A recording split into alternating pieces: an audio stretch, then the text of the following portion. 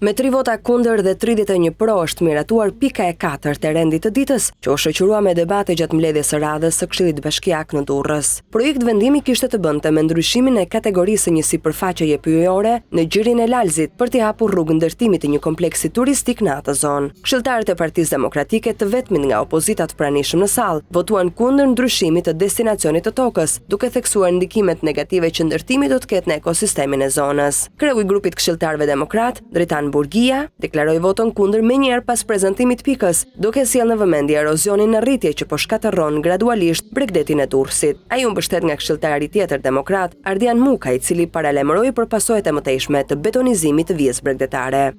Heqja nga fondi pyjor e një sipërfaqe pylli të rritur në zonën e Ishmit pritet të ketë ndikime të konsiderueshme mjedisore. Pylli ekzistues në zonën bregdetare të Ishmit, gjiri Lalzit, përbëhet kryesisht nga pisha mesdhetare.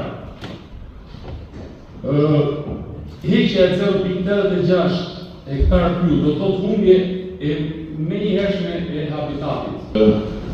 Ka ardhur momenti, klasën vitin 2025, që të mendojmë se çfarë po i bëjmë natyrës me tjetësimeve që neve qenjet njësore, kryesisht të bashkisë Durrësit, po jo vetëm, edhe në nacional klas, po i lejmë brezave të tjerë të bashkimit.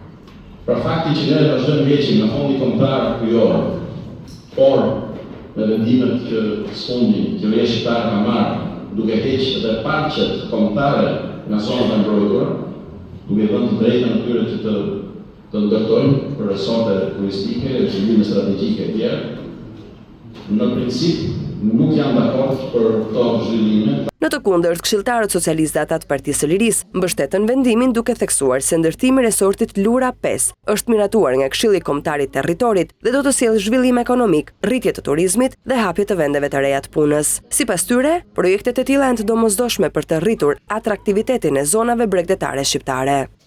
Fatmirësisht, në vitin që jemi, këto vite që flasim në fundit, ka ndryshuar dhe perceptimi i resorteve turistike. Nuk është e vërtetë që resortet që janë ndërtuar vitet e fundit dhe që pritet të ndërtohen, kanë vetëm beton. Si mund të ketë erozion? A e ke ide çdo lloj erozion në buzdetit në një fushë që është 30 cm mbi nivelin e detit?